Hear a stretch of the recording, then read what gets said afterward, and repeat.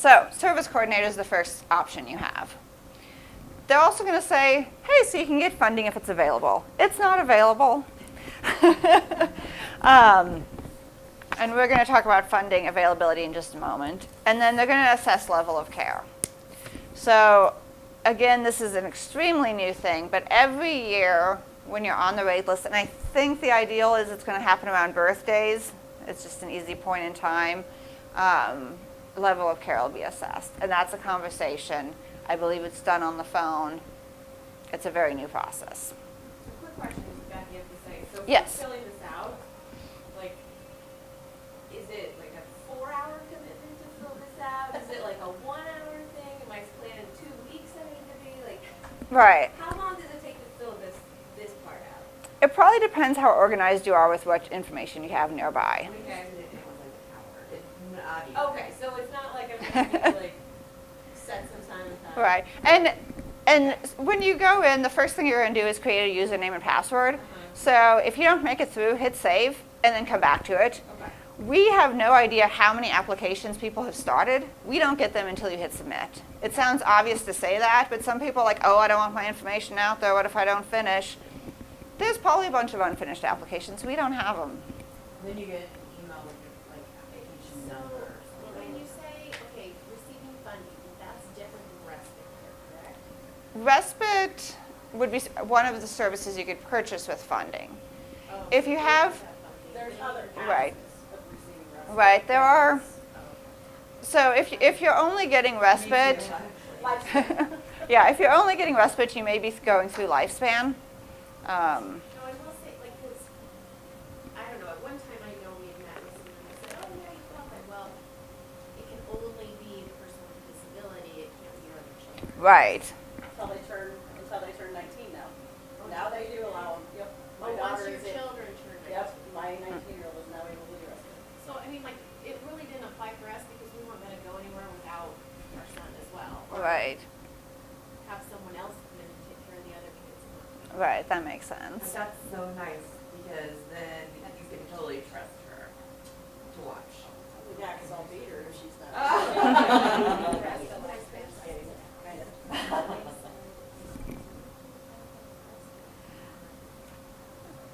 All right. So I've mentioned both the assessments already in passing. I'm just gonna kind of breeze through this and then we'll move on to the rate list because that's what everybody really wants to know about, right? Level of care is just for wait list, or are they doing? Level of care is everybody.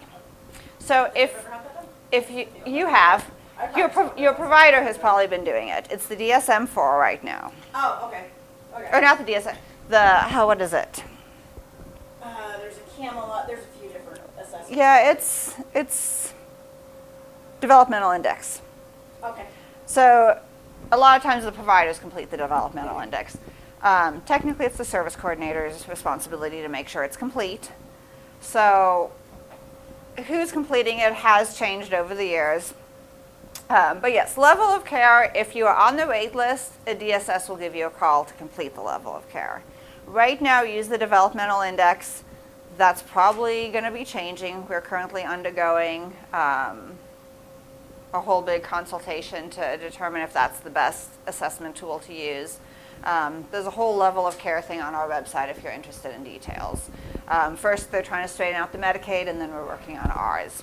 Well, and the thing that we have been running into since day one with this is all of this is geared towards adults. This is not catered to children at all. None of Right. this. And Medicaid has different levels of care for adults and children, and we may end up with that eventually. But right now we have a level of care tool. So it's done once eligibility is determined. So that first initial phone call that yes, you're eligible, they're going to set up a level of care at that time. Once you're offered funding, they're going to be doing another level of care, although they're doing it every year on the wait list. And I need to update this slide because that's a new change from this. Once you're receiving services, every year your service coordinator is going to be doing the level of care or ensuring that the provider has done it and it looks appropriate. Again, level of care refers to that level of care you would receive if you were at an intermediate care facility for developmental disabilities or an institutional setting. The second assessment that they're going to do is the objective assessment process. You might hear called the OAP. That's just the term for the process. The actual assessment's the ICAP. You'll never hear it called the client and agency planning. So the ICAP assessment is done to determine how much funding a person gets. And we only do the ICAP when we're ready to offer funding. So if you're on the wait list and you get a call about doing an ICAP, it's because you're going to get funding. And does that amount change with inflation, or is that amount, no, that's a no? I'm ICAPs, gonna have a way different opinion than what she has. I'm ICAPs, currently in the hearing process. right. ICAPs are being done, and we've changed how they've been done many times over the years. We've been using the ICAP for about 20 years, but it's been used in different ways at different times, different frequencies. Currently, I believe everybody has had an ICAP within the last 2 years. If there was a big change, most people got a, hey, we'll keep you at the same funding level because we don't want to decrease you right now. Ideally, every time an ICAP is done every 2 years, if your need level changes, we're going to change it. And when we're talking about funding, we're talking about, we're gonna give you a bucket of, you can have 30 hours for this, and so it's not dollars? It's dollars. Can I see that? So what we're going to do is we're going to say you have $30,000. Each of our services has a dollar amount associated with it. Most of them is an hourly amount. Some of them are a daily amount. Thank you for sharing. Some of them are a per item amount. So if you need a ramp put in on your house and you choose to use your dollars for home modifications, the dollar amount is what we're looking at. But so yeah, each service has a dollar amount. Why, when they do these, do they not give to the parents the breakdown? I mean, all you get is this is your dollar amount. And then you've got to try and figure that out with your services coordinator. And, because it makes it kind of hard to figure out, okay, what should I be doing with this money? Right. And they don't break down, this is what the hourly rate we're going to pay for this is. 'Cause And then your service coordinator should be breaking that down with you, but to an unfortunately, extent.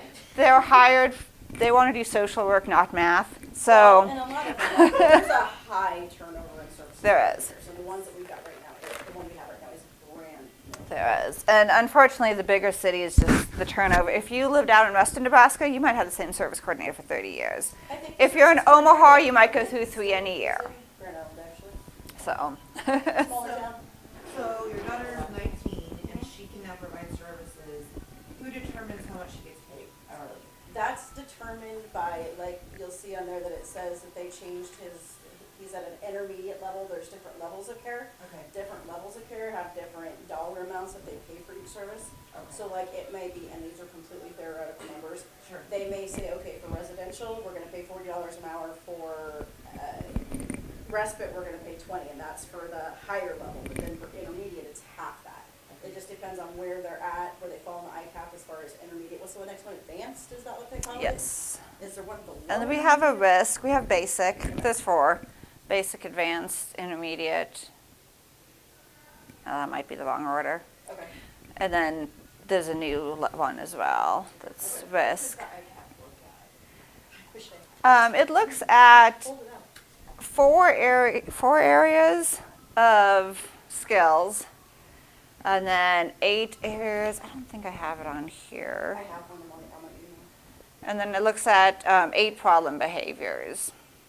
You know what? Oh, I don't have that brochure. On our website, there's a brochure called Assessment and Budgeting, and it outlines all the areas in the ICAP. So I will refer you to that. To direct you all there, so. you That's can what it looks like. oversight and enhancement. Yeah. Do you want to see what I'm showing them first? Okay. That's the actual ICAP that they did on my son. You can scroll up in there. Well, in that budgeting tab, it seems like it'd be obvious and clarification that they would have a matrix showing the formulas and here's your potpourri of stuff you can get for your dollars. Right. They don't have that? Seems like Well, it should be. There's a rate chart. Here's all the services. Here's what they cost. So I mean, there are tools. How does a parent get a hold of that? If you go to our website on the provider bulletin page, So when you go to our website, I don't think, well, I'm not hooked up to where we'd have internet, but if you go to dhhs.ne.gov, you go into the divisions, go into developmental disabilities. There's different sections for different audiences. So one of our pages, the easiest way to get like handouts, there's a resources page. Every handout's on the resources page. But if you want to go into individual, that's going to be the one for families, for people in services, for people looking to apply for services. And that's on the Access Nebraska page? No, this is in the DHHS Okay, page. sorry. So within that, we have like an eligibility page that just talks about eligibility. It has all the eligibility handouts. One handout I don't bring because it's written for doctors, it's written for psychologists, but we have on our eligibility page a letter written to school psychologists and what do we want to see in the MDT. So maybe print one of those out when you go to your MDT and say, here's what they want to see from the Division of Developmental Disabilities. We also have a letter for community psychologists. If someone needs a diagnosis and they're going to a community psychologist, bring this letter, this is what the division's looking for. So it's not like a cheat sheet, but kind of gives an idea of, right. When they Right. get, past when they're on services and they're having the ICAP done, so they pull in MDT information from the schools and things like that. Right. If they are seeing a psychiatrist, psychologist, can you have that information submitted and is it taken into account as well? Yes. You can submit any information. If they've been like assessments done, we would certainly already have that. Right? Joyful, can you Yes. tell us, for example, I know that they've redone the ICAP and streamlined who does it and getting more people out to do it. So you're streamlining the process. Can you give me? I don't know that streamlining is the best term. We have made sure everyone who does it is trained to do it. Okay, great. Can you tell me how somebody would maybe be offered a different funding level if they were at a higher level now that ICAP is redone and they're getting a lower funding level? What most likely is the cause of that, in your opinion? I don't have specifics. Right. Let me. What would cause that? Because I'm hearing some of that as I'm hearing from our members that what they're doing recently, like within the last 3 years. I thought I had information on it, but I don't. They're getting lower funding levels. Have they redone the funding levels? The funding levels have been redone several times. Right. It could be as simple as they used to be classified as. We used to have 11 funding levels. Now we have 4. Okay. So that's a change. Okay. So the range is obviously different. That kind of answers my question, because we were getting a lot of questions about that, and why would my funding level have decreased? But it might be because the decrease in the amount of funding levels. Right. So, It could be. okay. Yeah. Well, and they used to come out and review the ICAP with you. Is there a reason they don't do that? Is it just a labor thing that they don't want to do that, or? I don't know. I know that the way the ICAP is being done now is kind of more the national norm of how it's done. Nebraska's had its own procedures in the past that weren't the intent of the ICAP. So the way the ICAP is being done now, I believe, is the way the authors of it intended for it to be done and intended for it to be used. I mean, I know it was a completely different person with a completely different title this time that did it. Right. And who does the ICAP will depend on if they're just new coming into services or if they've been in services. At different times, service coordinators actually did the ICAPs. At this point, Yep, I got one of those. At this point, the ICAP is done by someone who doesn't know the person, so that they aren't biased. They're only looking at documentation. They're only looking at the interviews because they don't have a personal knowledge of the person. So They used to have psychologists come out here. we've never had a psychologist come out, To but my house, and there were psychologists, and I had to fill out that form with them. I don't know about that one. I know we had a psychologist that would do the CIS, and that was or the CIBAR, but that would have been an eligibility. That would have been a while back. Yeah, we haven't, They've changed it since then. I believe so. But, all right, so that's very broad overview of assessments. The best thing I can tell you about assessments, regardless of what assessment they're doing with you, whether it's the ICAP, the level of care, think about how well your son or daughter could do something completely independently without you. So I mentioned earlier, we want to give credit to our kids, right? But when they're asking you, can your son take a shower independently? If you were gone for the weekend, would a shower ever happen? And what level of shower would happen? That's what we're looking at. This is kind Completely independent, no prompting, what would they do? like when you go into the MDT and you dread that because you have to talk about all the things your kid can't do, and that's the mindset. It's basically the same thing. Now, was that one time related to their IQ as well? Like you wanted a lower IQ so that way they would get more services? Or is that something? I would say that's totally different. The IQ would really be more based on the eligibility. IQ, I think, is typically tied to educational versus Mhm. services-based. Yeah. Yeah, because I once But he's these gonna be have under the like a 70 70 IQ or something. Yeah. There are outliers, but typically if your IQ is over 70, you're not going to be in our services. If you're So. over 70, you won't be. Right. Right. And there are outliers. It's not, we don't have a firm line at 70, but typically 70 is kind of the cutoff. So again, just any assessment, if you weren't there completely independently, can they do it? All right, so the wait list. So we don't have funding for everybody. The brochure, Funding to Transition. This brochure is written really for that person who is coming up on 21 and leaving the school system, because that's where most people are in our services. But it talks about the wait list. So right now the wait list tracks eligible people who want services. I believe there's just under 2,000 people on this list. So it is an extensive list. To be on the wait list, you have to have that level of care. So that's what we're going to be every year. We're going to make sure you're meeting the level of care. You have to either have Medicaid or be under 19 years of age. So we want you to have applied for Medicaid even if you're under 19. But you can be on the wait list and not have Medicaid if you're under 19. The wait list is organized by date of application. So in a minute I'll talk about how you come off the wait list. The last way to come off is date of application. So that's when legislature says here's a chunk of money, get people off the wait list. That's how I would've got on. So we look at okay, who's been on it the longest. And then eligibility again is reviewed at ages 9 and 18. That's when we look at those. We know your diagnosis hasn't changed, but that's really when we look at the limitations. Again, since we're looking at level of care every year, the limitations piece should always be there. That shouldn't be a concern. And then services are offered and funding is available. One thing I will mention is that if you get a call and we say, hey, so we have funding available for you. Someone under 21, we would be offering that comprehensive, but they would only be getting the residential piece. Whether or not you think you want it, say yes.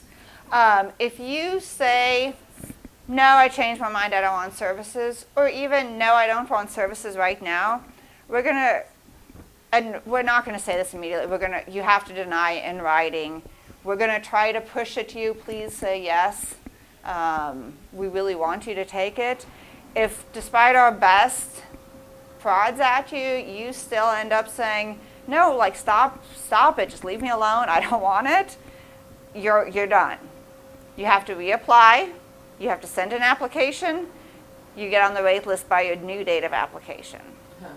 And where you guys had applied that long ago, if at some point in the last 10 years you received a call, it used to be, they ask you, say not right now, and they leave you on the list, and now you have to reapply. That's what they were talking So if you did, if at some point they did get a hold of you in the last 2 years, I think is when they I believe in changed the it, last 2 years is when. then you may have said no. If you said no, you don't need services right They always would send a letter also. You have to deny it in writing. Right. Jacqueline, can you, just for my Mhm. organizational brain thing, Mhm. date of need used to be a thing. It's not anymore. Not a thing anymore. There is no date of need. Date is not established anymore, it's gonna be the date of the application. Right. And those have all been changed on the wait list. So if you were on the wait list and your date of need was 2020, It would have changed. it would have changed to your date of application. There is no date of need anymore. Right, thank you. We expect that if you're applying and you're on the wait list, you have a need now. And that's why the wait list has all these other things, because we want, when we give you that call and we say, hey, we have funding for you, we want you to be on a waiver within 30 to 60 days. So we don't want it to be like, oh, but you still have to apply for Medicaid. Oh, but you don't have this yet. We want the level of care, it's already been done, so we know that that's not a problem. We know you have Medicaid, so the waiver you can get on right away. We want it to move along. And you don't have to use every service offered. I know that there's a lot of people that have an issue with me having somebody work with my son, and that's fine. But, there's a lot of people that don't want somebody in their home, and if you don't have to use the service. There's other services that you can use and still accept the waiver. So say that one of your kids had like a camp or something, and you needed to be gone for 2 days, will the respite piece of things let somebody stay in your home for those 2 days so you can go be at an event with your other child? You can, yeah, Yeah. the payout's different, and that's something that you have to work with between you and your respite provider, because there's hourly rates and day rates, of which that's a whole nother seminar. But, yeah, it can be done. Other things sometimes we see parents use if they don't want someone coming in their home. Maybe you need a home modification. Maybe there's something to modify your vehicle to make it safe for your child. There are some other services. I just hear a lot of that with your. Project Lifesaver. Yes, but if you don't have that, what do you mean? And we would actually consider that a restriction and not want that. So, I see kind of an issue with all this waiting list thing. It's like, okay, you have to apply to be on the waiting list, Mhm. but you really don't need the services until they're older. So, okay, you're just taking up a spot from someone else that could use it. And that you're saying that go ahead and be on the waiting list and go ahead and take some services. we would say if you think if you think you're going to need services at some point, Yes, but I Get on. say don't need services Right. at 21, not at 9, Right. 14, or baby or whatever. It's Right. That, to me, that's just totally backwards. right? And unfortunately, it's the system. Well, and I don't know that I would necessarily think of it like that, because if someone they think I don't need the services, but okay, I'm going to take them, and they use a very small amount, as time goes on, we'll realize that we have money. If everybody in services used their entire budget next month, we would be in so much trouble. We operate on people not using their full budgets. That's a bad slope to go down, because Right. if you just take a small amount, then it's like, okay, if I take a small amount each year, then it's like, okay, they really don't need it, so I'll. And you will never get kicked off for not. There's Right. I also- can see where my amounts, Yes. yeah, Right. needs are gonna change because she's gonna be 21 and need all this. Mhm. But isn't the voc rehab, do you have to be on the DD waiver in order to get the services through voc? No. So CODA, they had us apply for voc rehab his freshman year. He's already off that waiting list. That's the start, Well, stuff that will start if after he he's- graduates. So if that's the only services you're looking for, and you're not looking for, because you have to look at the type of services that DD provides, Right, I'm not. you may not ever need those. So you may not need I to. look at, she's gonna need things at 21 years of age. Mhm. Okay. Okay, and from what I'm finding out, it's like, yeah, she should have been on a waiting list a long time ago. And therefore, there again, she doesn't need those services up until she's 21. So it doesn't make any sense whatsoever. The likelihood is that she'll probably receive funding for day services when she's 21. Correct. So she'll have a day service when she's 21 with the current Right. levels. It just will be a long-term comprehensive care, and she'll be able to move out. Right. Mhm. You wouldn't have the residential piece. But then I, like with your argument, so, hey, everyone's on it and we receive it, we're taking some, whereas if we could be using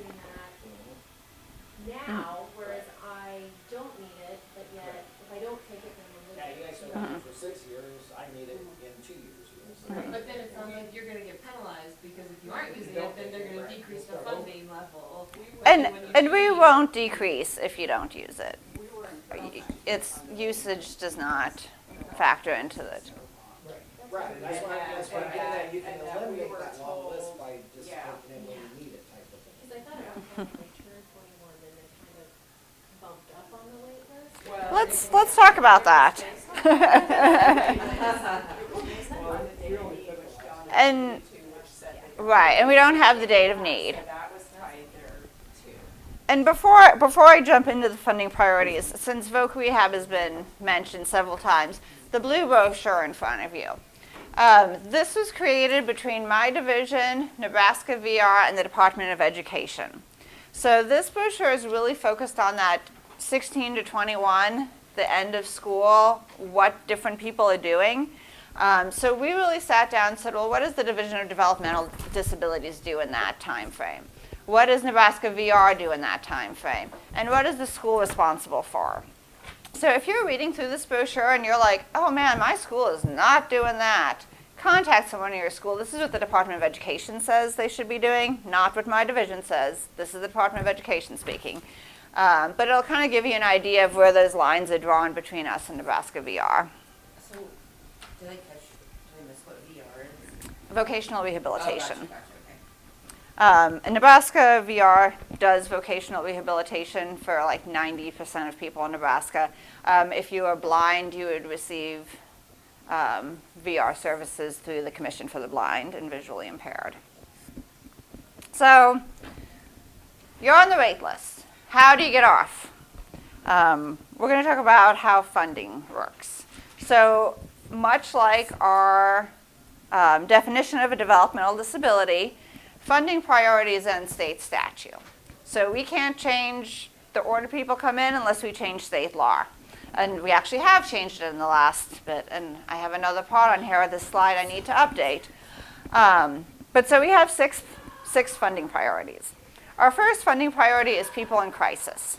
So if your son or daughter is on the wait list and there is something that you think, man, this is a legit crisis, their life or their safety is in danger, or the life and safety of someone else is in danger because they don't have services, give us a call. Let us know that, and we will work with you to determine. Yeah. Like, It's right here. yeah, it's in the brochure. Thank you.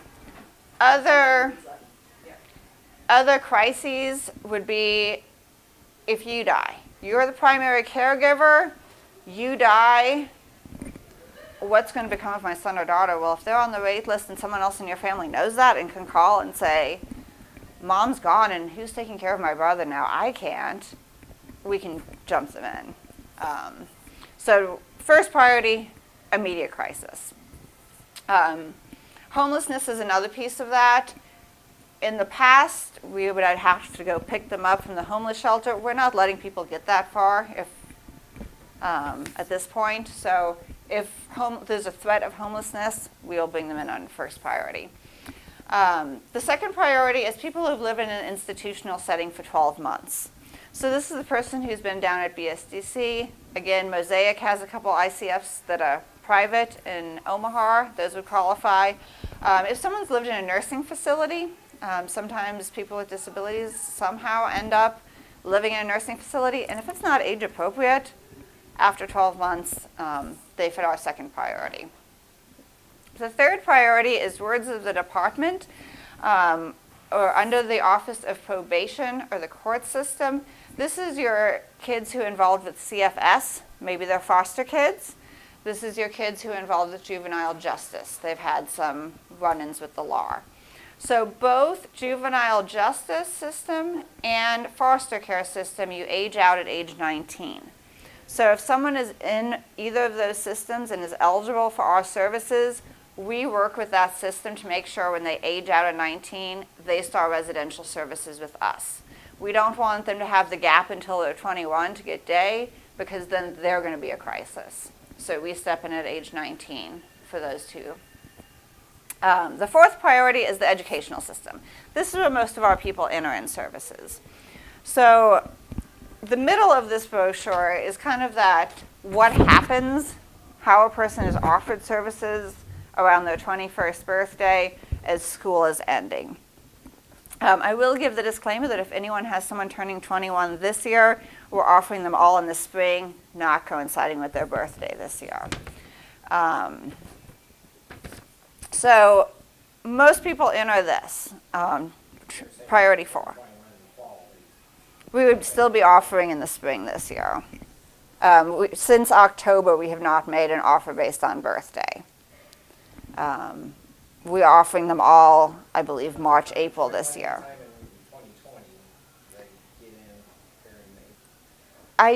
Well, then they would be around their birthday. So the school system is responsible until the completion of the school year during which they turn 21. So if you turn 21 August 21st and school started August 12th, the school is responsible for you that full year. So we bring people into services like that May, June. Right. So typically 90 days before the person's birthday is when we start working with them.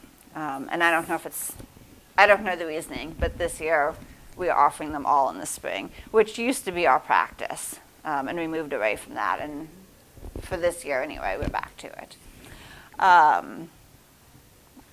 So on the fourth priority, this is the one priority where you're really just getting the day services.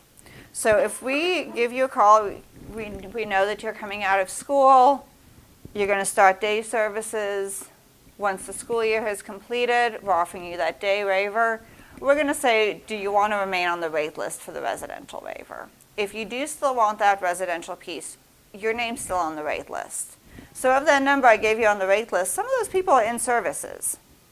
But they are... Yes, twice.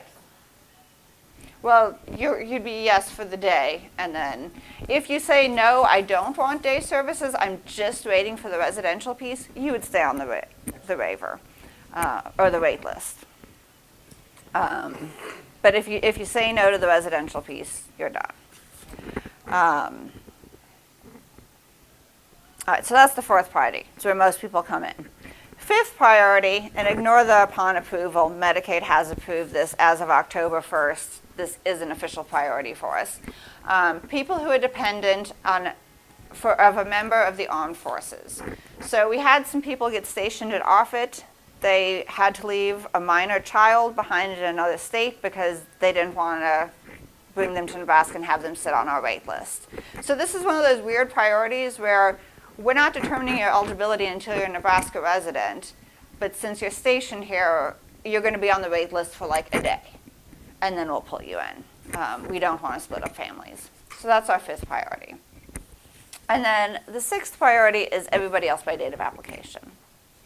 So that's really the reason that we say apply early, is because the date of application one. Do you know if CMS has made that armed forces thing over? No, that was a Nebraska, our legislature made that a priority, and then we submitted it to CMS, and they approved it as part of our waiver. So on our waivers, we have reserved populations who we tell Medicaid we're serving. This is just a different way of splitting the priorities that in state statute. So again, on this slide, basically it's just here to tell you that transition from special education is the only one where you're only going to be offered the day piece. Emergency and transition from other waivers are both in there, but if you have an emergency, very rarely does someone's emergency only require that they have help with the day piece. Usually it's a residential thing. I think we've had a couple come in under that. Most of our things you'll see on the comprehensive side. The transition from other waivers you'll see on both sides. That's a person coming over from the A&D waiver maybe. Their age or they're hitting 21, they would rather be on our waiver, so they actually transition under a different category than the special ed. And then someone could choose to transition between comprehensive or day for whatever reason. Sorry, just to clarify. Yeah. It's wait list Right. Right. You have to be on a, First and then a comprehensive wait. right, you have to be on a waiver to get the services. So we've talked about funding. But if you're on the comprehensive waiver, when you turn 21, you don't have to do a separate application for both day services, correct? Correct. We will just redo your OAP and we'll give you more funding so that you can purchase both types of services. So the funding, I don't know why anyone would ever move from comprehensive today. That's just not a direction When they most first people would move. restructured the waivers, they were saying, no, you would have to sit on a waiting list for the other one, and that's kind of changed, and I keep, I guess, re-verifying it to everybody that I Right. talk to. Yeah, you would not need to. So funding amount and planning. And it sounds like maybe there's a few glitches in this, but the objective assessment process, the goal is that your funding is based on your needs. So that person who's learning to feed themselves, they're going to get more funding than the person who's learning to ride the bus. We can all see that the person who has more needs should get more money because they need more services. Ideally, that's what our OAP process does. Two people with the same needs should get the same amount of funding. They might choose to purchase different services, and their services may look completely different, but they have the same pot to begin with. When we give a budget amount, I've said budget amount several times, I've said you have a bucket, you have funding. We tell you this is your annual budget amount. So the $30,000, and I don't know, that's a totally hypothetical amount. But the $30,000 we give you, we say that's good for 1 year. When we sit down, we do your ISP, we come up with the plan for the year. Most people like to take that dollar amount and divide it out by 12, and then they know how much they're going to spend each month. But maybe around the holidays, it's a really rough time, and you know you're going to need more services then. Or maybe during the summer, you know you need more services. You don't have to spend the same amount every month. Some people find it easier. It's not a requirement.